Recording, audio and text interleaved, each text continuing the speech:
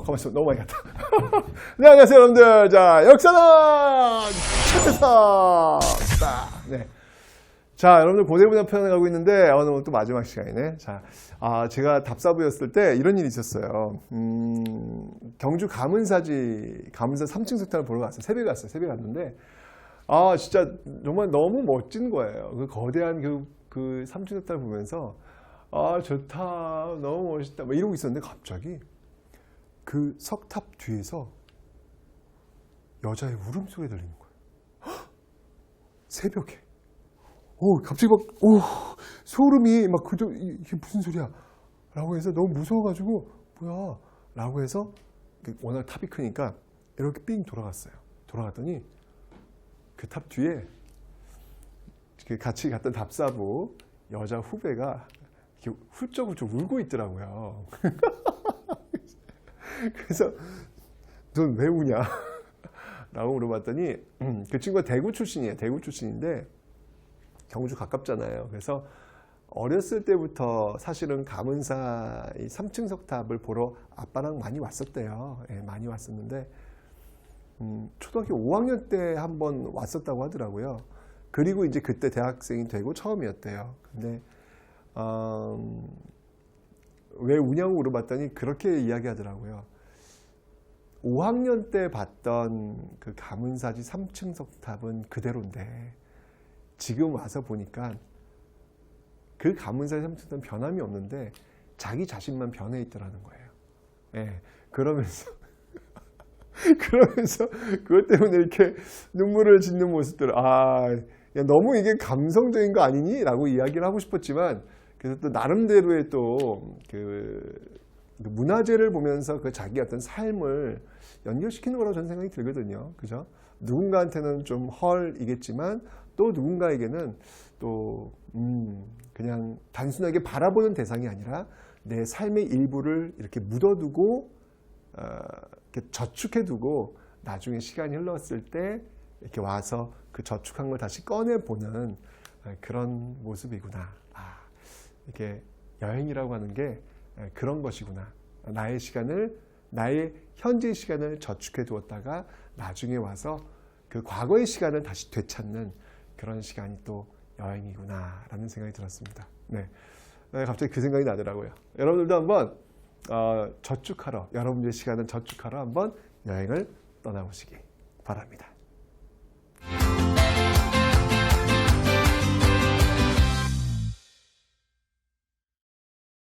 자, 우선 여러분들 삼국의 그 과학부터 한번 살펴볼게요. 이 고구려가 사실 뭐 삼국 다 마찬가지예요.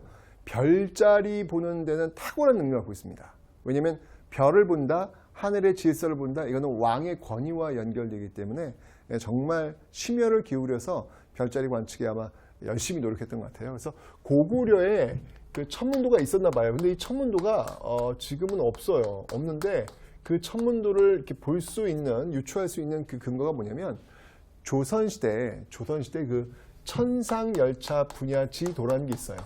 천상열차 분야지도. 진짜 별자리를 엄청나게 자세하게 그려 놓았던 태조 이성계 때 만든 거거든요. 이게 있는데 이게 이제 바로 이 고구려의 천문도, 이 천문도를 보고 만든 거라고 하더군요. 그러니까 그만큼 이 고구려가 굉장히 발달되어 있다. 별자리를 보는데 발달되어 있다. 그 얘기는 뭐냐? 왜? 왕의 권위를 높이는데, 왕은 곧 하늘의 뜻을 아는 사람이라고 선전할 수 있잖아요. 그죠? 그리고 또 사실은 이제 이런 것들을 잘 봐야 농업에도 도움이 돼요. 예. 언제 뭐 이렇게 하늘의 그 변화를 잘 봐야 농업가니까, 농업 중요하니까 그런 것들이 도움이 되기 때문에 천문 굉장히 관심을 가질 수밖에 없다라는 거, 발달되어 있다는 겁니다.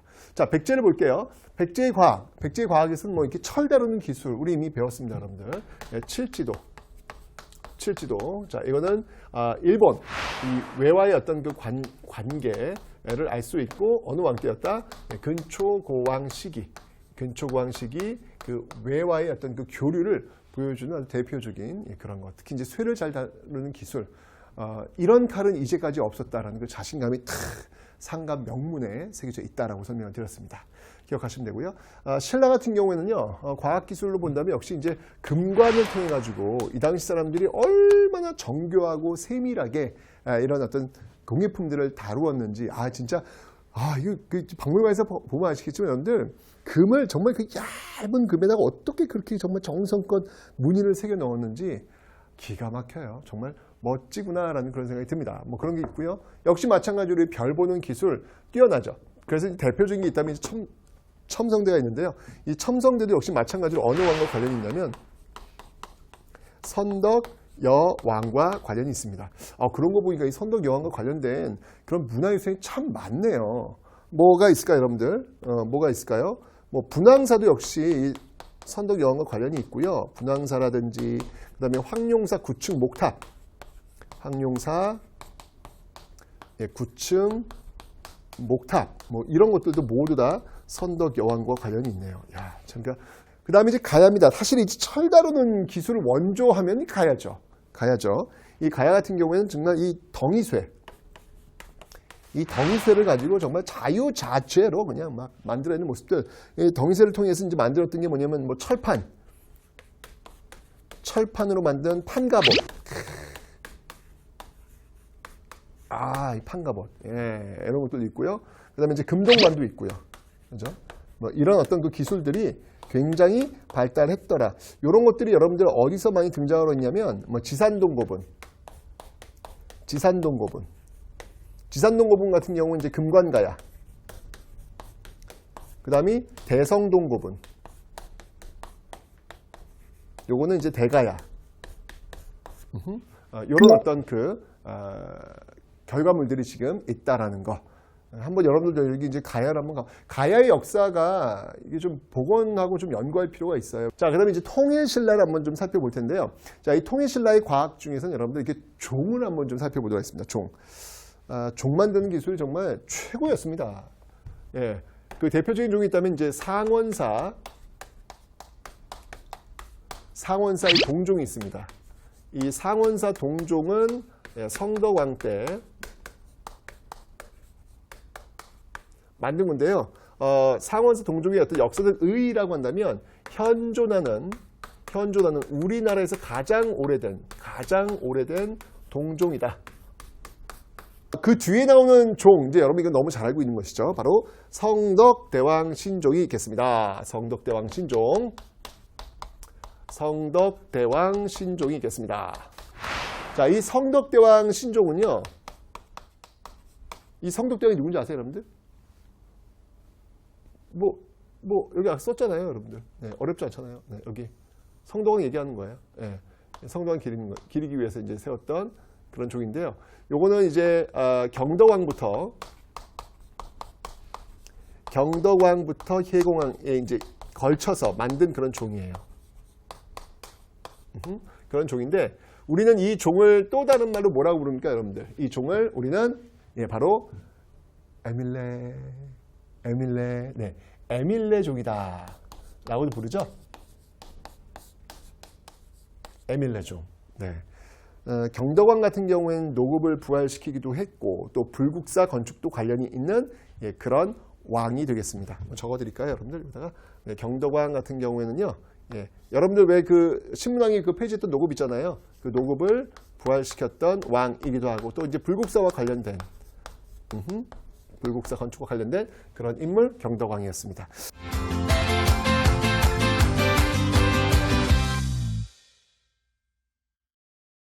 자, 이제 여러분들 건축입니다. 건축인데요. 건축은 좀 가볍게 한번 터치하면서 가도록 하겠습니다. 먼저 고구려 하면요. 안학궁이 있습니다. 평양에 있어요. 왜 안학궁을 주목해야 될까요? 여러분 잘 알고 있죠? 바로 이 평양으로 와서 궁을 세운 궁을 만든 그 이유가 있겠네요. 바로 누구? 그렇죠. 장수왕의 남하정책. 그 남하정책의 어떤 그 결과 속에서 이런 것들이 만들어졌겠구나라는 거 기억하시면 되고요. 그 다음에 여러분들 백제를 볼게요. 백제 하면요. 건축에서 또 이제 유명한 게 있죠. 바로 미륵사. 이 미륵산 여러분 어디 있나요? 익산에 있습니다. 익산. 그죠? 거기 가면 여러분들 또 이 미륵사뿐만 아니라 이 왕궁리가 있어요. 왕궁리가 있는데 이게 다 익산입니다. 다 익산인데 왕궁리 같은 경우도 여러분 다 이게 지금 어느 왕과 관련된 거냐면 익산이니까 다 익산이니까 이게 지금 다 백제이그 무왕과 연결이 되고 있는 백제이그 무왕과 연결이 되고 있는 어떤 그런 내용들인데 뭐 미륵사는 제가 미륵사 석탑 아빠에 설명드렸고 왕궁리 같은 경우에도요 왕궁리 이적지도 어마어마합니다. 그 다음에 이제 신라에는요 황룡사 9층 목탑은 선덕 여왕인데 황룡사가 먼저예요. 황룡사 진흥왕 때 황룡사를 지금 지었다라는 것도 기억해 놓으시면 되겠습니다. 됐죠? 자 통일신라로 와볼게요. 통일신라면 불국사와 석굴암 이건 너무 중요한 거니까 기억하시면 되고요. 그 다음에 여기에 지금 그 동궁과 월지가 있어요. 동궁과 월지가 있습니다. 요건 이제 우리가 안압지라고도 하죠. 안압지.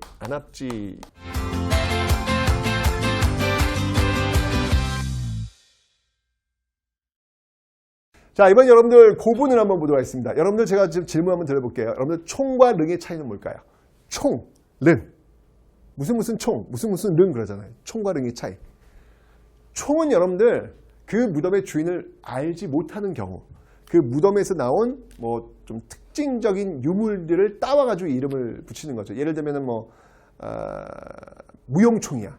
무용총은 그 무덤의 주인을 알 수 없는데 그 안에 갔더니 고분 벽화가 있는 거야. 근데 벽화에 춤추는 무용하는 그런 그림이 있는 거야. 그래서 그 이름 따와가지고 무용총 이렇게 붙인 거예요. 주인을 아는 경우가 있어요. 무령왕. 알고 있으니까 무령왕 릉이 되는 거예요. 그래서 릉과 총 이렇게 구분하시면 되겠습니다. 자, 그런데 이 고구려와 백제의 무덤이 참 유사한데 신라의 무덤은 좀 달라요. 자, 어떻게 차이가 있는지 한번 살펴보도록 하겠습니다. 고구려의 그 무덤은요, 이렇게 돌무지 무덤으로 출발을 합니다. 자, 돌무지 무덤의 형태는 어떤 무덤의 형태냐면요, 이렇게 해가지고요, 이렇게 돌을 쌓아 올린 피라미드 형태로 돌을 이렇게 쌓아 올린 모습들, 이게 돌무지 무덤이라고 하는데요. 대표적인 무덤이 있다면 장군총을 들 수 있겠습니다. 장군총을 들 수 있겠습니다. 제가 볼 때 이 장군총은 아마 광개토 태왕의 무덤이 아닐까라는 그런 생각이 드는데, 여러분들 우리 앞에서 공부했죠. 광개토 태왕의 그 비석 사이즈가 어떻다? 높이가 6.79m. 어마어마하죠, 여러분들. 예, 그리고 6.39m. 6조 3m 되고, 그 다음에 무게는 37톤. 고구려 사람들한테 비석 하나 세운다 하면 적어도 이 정도 사이즈는, 높이는 한 7m, 무게는 한 37톤. 그래야 비석이다 라고 그런 얘기합니다. 그러면 비석이 여러분들 제 키의 3배예요. 3배 넘는 거예요. 그러면 그 뒤에 있는 그 배경으로 하고 있는 무덤 사이즈는 어떻게 될까? 비석이 높이가 7m면 무덤 사이즈는 어떻게 될까? 그러면 적어도 이 고구려 사람들한테 무덤을 하나 만든다 하면 그 둘레의 길이가 그래도 한 100m는 돼야 무덤이다 라고 얘기를 하는 거죠. 와, 100m! 무덤이 100m! 대단하죠. 장군총이 실제로 그래요, 여러분들. 근데 여기 이제 시간이 흘러가면서 무덤 형식이 굴식 돌방 무덤 형태로 바뀌어요. 자, 굴식 돌방 무덤은 어떤 모습이냐면, 자, 요렇게 가서, 이렇게 쭉 가서, 요런 모습들 지금 구성이 되고 있는데, 요 지붕을 보시면 알겠지만, 지붕도 요렇게 올라가면서 모서리가 줄어들어요. 예, 이렇게 모서리가 줄어듭니다. 이게 모서리 줄어드는 걸 뭐라고 하냐면, 요거를 모줄임이다. 모서리를 줄여나가는 데서 모줄임 양식이다 라고 이야기를 하는 겁니다. 그런데 여기 보시면 알겠지만 특징이 있어요. 여기 입구가 있고요. 입구를 가면 여기 이제 복도가 있어요. 복도가 있고 여기에 이제 이 그림들을 이렇게 그려 나갑니다. 그림들을 그려 나가고 요 안에 이제 방이 있는 거죠. 요 방 위에 이제 이렇게 관 같은 걸 올려놓는 이런 스타일로 이제 만들어지고 있는데, 잘 보시면 알겠지만 이 굴식 돌방 무덤은요, 지금 보시면 입구가 있어요. 지금 입구가 있습니다. 입구 있고요. 입구 있으니까 복도를 따라 들어오면서 벽화를 그릴 수 있고요. 그러다 보니까 여기는 도굴이 쉬워요. 자, 어쨌건 이 굴식 돌방 무덤 이런 형태에 있다는 거 기억해 두시면 되는데, 백제가요, 여러분들 유사해요. 백제가. 왜냐하면 백제를 세운 사람이 온조잖아요. 온조가 어디서 왔죠? 고구려에서 왔잖아요. 주몽의 아들이잖아요. 그죠? 이래서 지배층의 어떤 그 계통성을 보시면 상당히 유사하게 흘러가서 돌무지 무덤과 이 굴식 돌방 무덤의 형태가 똑같다라고 보시면 돼요. 예, 돌무지 무덤도 똑같고 그리고 예, 굴식 돌방 무덤도 같고 이런 어떤 그 모습들을 가지고 있는데 여기에다가 이제 플러스가 되는 게 하나 있죠. 예, 플러스 되는 게 그게 뭐냐면 바로 예, 벽돌 무덤. 벽돌 무덤. 자, 특히 이제 여러분 여기서 돌무지 무덤에서 우리가 또 기억해야 될 무덤이 있는데 이 백제의 이 돌무지 무덤은 서울에 있어요. 여러분. 백제는 서울 출발하니까 서울에 그 석촌동 고분이라고 있습니다. 석촌동 고분.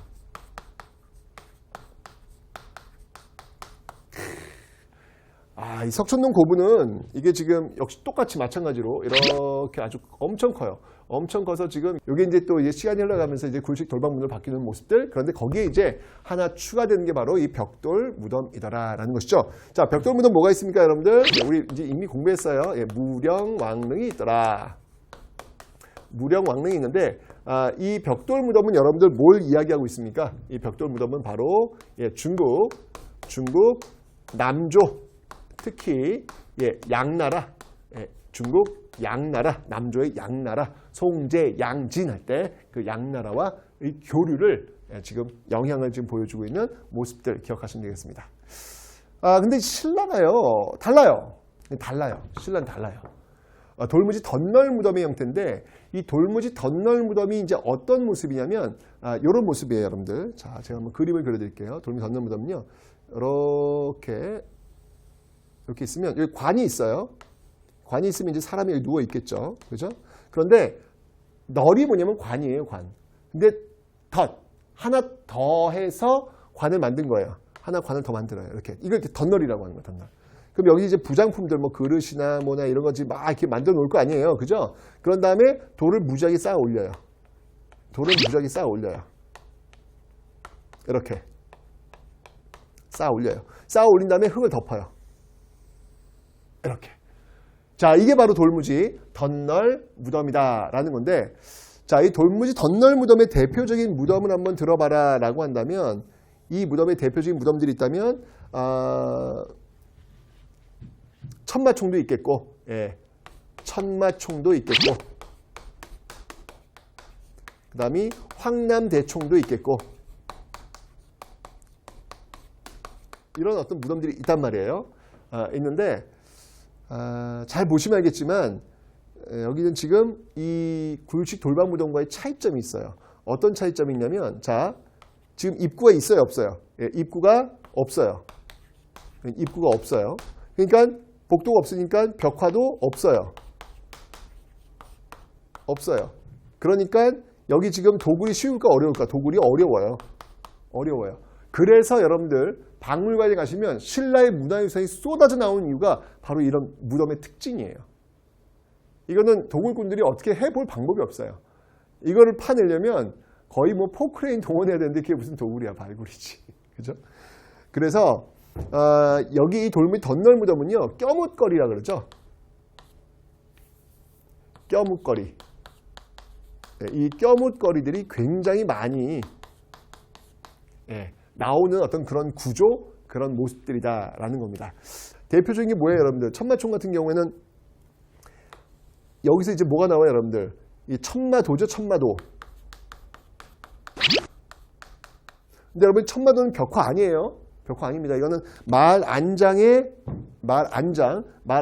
그리는 문이에요. 말 안장에 그리는 그런 문입니다, 여러분들. 이건 벽화 아닙니다. 어쨌건 간에 뭐 이런 것들이 막 부여 막 쏟아져 나온 거예요. 대박이 났죠. 예. 그러면서 이제 그 공간을 이제 밖에 공개하기 위해서 만든 입구가 천마총이다라는 겁니다. 돌무지 덧널 무덤. 참 이렇게 보면 됐죠, 여러분들? 네, 좋습니다. 자, 이렇게 가고요. 이제 가야로 한번 와보면, 전 가야 아까 그 지산동 고분, 대성동 고분 있다고 제가 설명드렸죠. 네, 여기도 마찬가지로 이런 무덤 형태가 있습니다. 지산동 고분, 그리고 대성동 고분, 고분군, 이런 것들 다. 특이하게 이 지산동 대성동 고분, 여기 가야 무덤은 산 위에 무덤들이 또 이렇게 만들어져요. 이것도 참 특이해요, 여러분들. 그죠? 이게 다 달라. 이 고구려 백자 좀 비슷하고, 신라 다르고, 가야도 다르고, 이렇게 산 위에 올라가는 모습들이 있는데, 참 특이한 어떤 그런 모습들이 있다라는 거. 그리고 또 순장의 흔적들도 보여요. 순장의 흔적들도 보이고, 아주 좀 발굴 들어가면서 굉장히 많은 가야의 어떤 그 비밀들이 지금 밝혀지고 있다라는 거 봐주시면 되겠습니다. 자, 그러다가 이 통일신라 시대로 오면요, 이제 여기도 이게 아마 그 당시에 굴식 돌박 무덤이 좀 있는 사람들한테 좀 이렇게 유행했던 무덤 같아요. 그러니까 이 신라로 통일신라로 오면서 여기도 이제 굴식 돌박 무덤으로 바뀝니다. 굴식 돌반 무덤으로 바뀝니다. 바뀌는데 이 굴식 돌박 무덤의 대표적인 무덤, 근데 여기 이 무덤의 대표적인 무덤을 한번 보시면 좀 특이한 특징은 있어요. 이렇게 돼 있어가지고 이렇게 한 다음에 이렇게 쌓아 올리는 이런 모습들인데, 여기에 이렇게 호석을 눌러요. 호석을 이렇게 두르는 거예요. 호석을 눌러서 이렇게 여러분들 여기 보시면 왜 12지 신상 있죠? 12지 신상. 12지 신상 그 호석을 이렇게 둘러놓습니다. 이게 호석 보호한다는 얘기잖아요. 보호하는 그 돌을 이렇게 돌려놨어요. 여기다 이제 뭐 말도 그려져 있고 뭐 그런 그 자축인묘 진사오미 있잖아요. 그걸 이제 쭉 그려놓은 그런 모습들이 있는데, 이 대표적인 무덤이 누구의 무덤이냐면 바로 김유신묘예요. 김유신묘. 김유신묘에서 이런 대표적인 어떤 그 굴식 돌박 무덤 형태가 나오고 있다라고 하는 것을 여러분들 기억을 해 놓으시면 되겠습니다. 됐죠? 그리고 발해로 와보면, 발해는요, 여러분들 그 발해는 왜 그 중국의 영향도 받고 또 고구려에 계승했다라고 설명드렸는데, 그게 무덤 형태에서도 고스란히 나와요. 정혜공주묘가 있습니다. 정혜공주묘가 있습니다. 이거 왜 이래? 네. 정혜공주, 안 써지지? 네, 정혜공주묘가 있는데, 이 정혜공주는 여러분들 문왕의 둘째 딸이에요. 여러분들 문왕 알죠? 여러분들 그 중국의 어떤 그 영향을 굉장히 많이 친당적인 어떤 그런 모습을 보이고 있다고 했는데, 이 정혜공주의 묘를 보시면 이게 바로 이제 굴식 돌박무덤, 굴식 돌박무덤, 그리고 돌사자상, 이게 굉장히 고구려틱한 그런 어떤 것들이 나오는데, 이런 걸 통해 가지고 우리가 알 수 있는 게 굉장히 고구려의 영향을 많이 받았구나 라는 것을 정혜공주 묘에서 볼 수가 있고요. 그 다음에 정효공주가 있어요. 정효공주. 정효공주가 있는데, 이 정효공주는 문왕의 넷째 딸이에요. 넷째 딸입니다. 여기는 벽돌무덤이에요. 벽돌무덤이면 여러분들 이게 중국식이잖아. 그죠? 벽돌무덤. 중국식. 그래서 요걸 통해 가지고 여기는 또 중국에 또 영향을 받았구나. 중국에 영향을 받았구나라는 것을 알 수가 있다는 것이죠. 이렇게 이 발해 문화가 중국과 그리고 고구려의 어떤 문화들을 좀 같이 가지고 있는 어떤 그런 모습들 여러분들이 유추하시면 되겠습니다. 됐죠? 남아있는 게 이렇게 무덤들이에요. 무덤들을 통해서 그 당시 사람들의 어떤 삶의 모습들을 추적할 수 있는 아주 훌륭한 문화유산이다라는 것을 기억하시면 되겠습니다.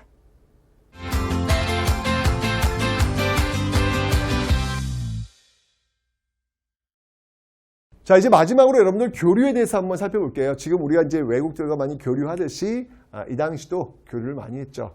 먼저 일본과의 교류 워낙 많이 했습니다. 워낙 많이 했는데, 일본과의 교류가 어떻게 이루어졌는지 한번 살펴볼게요. 먼저 삼국시대의 어떤 문화는요, 일본 그 아스카 문화에 굉장히 많은 영향, 아스카 지역, 이 아스카 지역에 굉장히 많은 영향을 미칩니다. 그래서 아스카 문화라고 하고요. 통일신라 같은 경우에는 또 하쿠오 문화에 또 영향을 미친다라고 이야기를 합니다. 자, 삼국시대의 문화부터 한번 볼게요. 일본과의 어떤 특징인데, 가장 우리가 진짜 이게 한눈에 이거는 진짜 일본과의 교류 안 했다고 볼 수가 없는 아주 확실한 근거가 있어요. 그게 뭐냐면, 우리 앞에서 배웠죠, 여러분들. 왜 금동, 미륵, 보살, 반가, 사유상 있죠, 여러분들. 그죠? 제가 말씀드렸잖아요. 근데 이게 금동이잖아. 근데 일본에 가면 여러분들, 와, 대박. 일본에 가시면 여러분들, 목조, 나무로 만든 미륵보살 반가 사유상이 있어요. 이거는 고류사라고 하는 절에 가시면 볼 수 있는데, 자, 일본과의 교류 계속 한번 볼 텐데, 이제 각국의 그 사를 한번 볼게요. 자, 먼저 고구려부터 한번 볼 텐데요. 고구려는요, 수산리 고분벽화라는 게 있습니다. 수산리에 가면 고분벽화가 있는데, 이 수산리 고분벽화를 봤더니 놀랍게도 일본의 여러분들 다카마스 고분벽화에 굉장히 많은 영향을 줬구나라는 게 보여요. 여기 나와 있는 그 여자들이 입고 있는 옷의 스타일이라든지 이런 것들이 상당히 비슷한 그런 모습들을 지금 보여주고 있습니다. 자, 뿐만 아니라 여러분들 담징하면 여러분들 금당벽화, 호류사 금당벽화 아시죠, 여러분들? 금당벽화 이거 그렸고요. 그 다음에 혜자, 이 혜자 같은 경우 여러분들 바로 이 쇼토쿠 태자의 스승, 일본 쇼토쿠 태자의 스승을 또 담당하기도 합니다. 이렇게 굉장히 문화적인 어떤 그 전달, 문화의 어떤 세례 이런 것들을 굉장히 많이 주었던 그런 모습들. 또 한편으로는 일본 사람들이 이렇게 열려 있다는 거예요. 열려서 배울 건 열심히 배우려고 하는 이런 모습들, 전 좋잖아요, 그죠? 또 일본은 우리한테 어떤 걸 제공했냐면 군사력을 또 제공합니다. 또 일본 그 당시 그 외에 싸움을 잘해요. 그래서 군사력을 또 제공하면서 또 이건 대가로 이렇게 선진 문물을 또 받아들이는, 그리고 열심히 받아들이는 어떤 이런 모습들, 이런 모습들이 지금 보여지고 있는 것이죠. 그래서 고구려 이제 이런 게 있고요. 백제 같은 경우는 여러분들 그 아직기라든지 왕인 뭐 이런 사람들이 이제 일본에 건너가서 굉장히 일본 문화 발달에 영향을 주었다라는 거 보시면 되고요. 그 다음에 여러분들 백제 가람이 뭐냐면 사찰이에요. 백제인들이 어떻게 사찰을 만들었을까? 모르죠, 여러분들. 나와 있는 게 없으니까. 보고 싶어요? 일본에 가시면 돼요. 일본에 가시면 백제인들이 만든, 거기는 일본은 그 문화재 유산들이 옛날에 만들어진 게 그대로 있는 게 많아요. 백제인들이 만든 게 대부분이에요. 그 가람 보시면요. 오래된 것들.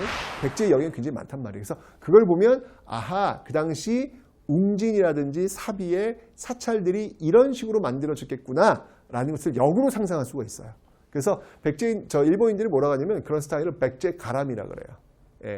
외국인들 왜 강남 스타일 뭐 이러듯이, 일본인들도 백제 스타일, 백제 가람 뭐 이렇게 이야기를 하고 있는 겁니다. 백제 가람 유명하고요. 그 다음에 신라 볼게요. 신라는요, 배 만드는 기술이라든지 조선술 이런 것도 전래를 하고, 그 다음에 저수지 만드는 기술, 축제술, 이런 것들을 전달해 주는데요. 그래서 일본에 가면 한인의 연못이라는 이름이 있을 정도로 굉장히 많은 영향을 주고 있다라는 거 기억하시면 되겠습니다.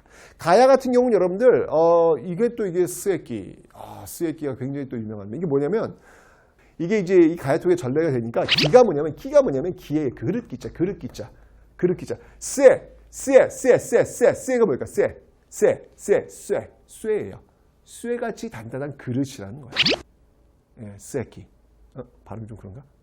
스에끼. 그래서 스에끼의 가야의 어떤 그 문화유산의 전래가 바로 이 스에끼다라는 것을 여러분이 기억을 해 놓으시면 되겠습니다. 됐죠? 진짜 많은 교류가 있었습니다. 그 교류, 이 교류가 방향은 지금 중국에서 한반도에서 일본으로 흘러가는 어떤 그런 문화 방향이 지금 전달되고 있다는 거 기억하시면 되겠네요. 됐죠? 근데 그 외 지역과의 교류도 있어요. 고구려 같은 경우에는요, 와우, 대박이다, 이거. 우즈베키스탄. 우즈베키스탄에 가시면 아프라시압 궁전이 있어요. 아프라시압 궁전에 벽화가 있는데, 이 우즈베키스탄 아프라시압 궁전 벽화를 이렇게 보면 놀랍게도 거기에 고구려인으로 추정되는 사람들이 등장을 해요. 고구려 사람들이 복장을 하고, 이거 왜 마치 그런 거 있잖아요. 왜 요즘 보면 형이 왜 거기서 나와? 하는 말 있잖아요. 진짜 이 먼 우즈베키스탄까지 이렇게 고구려 사신들이 갔구나 라는 것을 추정할 수 있는 어떤 그런 모습들이 있다는 거 기억하시면 되고요. 그 다음에 여러분들 그 각저총이라고 있습니다. 각저총. 각저는 뭐냐면요, 이 씨름을 의미하는 거거든요. 그 씨름하는 사람이 그림이 그려져 있는데, 잘 보면 씨름하는 사람이 우리나라 사람이 아니야. 딱 보면 이건 우리나라 사람이 아니야. 외국인이에요. 저 중동 지역에서 온 그런 인물이구나라는 걸 알 수 있어요. 이런 것들, 그러니까 굉장히 많은 교류가 있었다는 것을 알 수가 있다라는 거 기억하시면 되고요. 신라 같은 경우에도 여러분들, 신라 같은 경우에 페르시아 쪽에서 왔던 뭐 울사당을 통해서 왔겠죠. 뭐 보검이라든지 뭐 유리라든지 이런 것들, 페르시아산 뭐 이런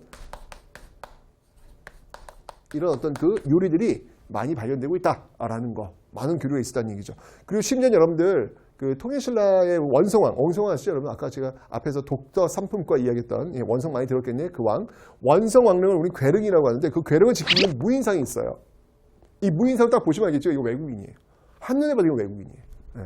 그래서 이렇게 정말 이 당시에도 외국과의 굉장히 많은 교류가 있었구나라는 것을 여러분들이 유추해 보시면 되겠습니다. 됐죠?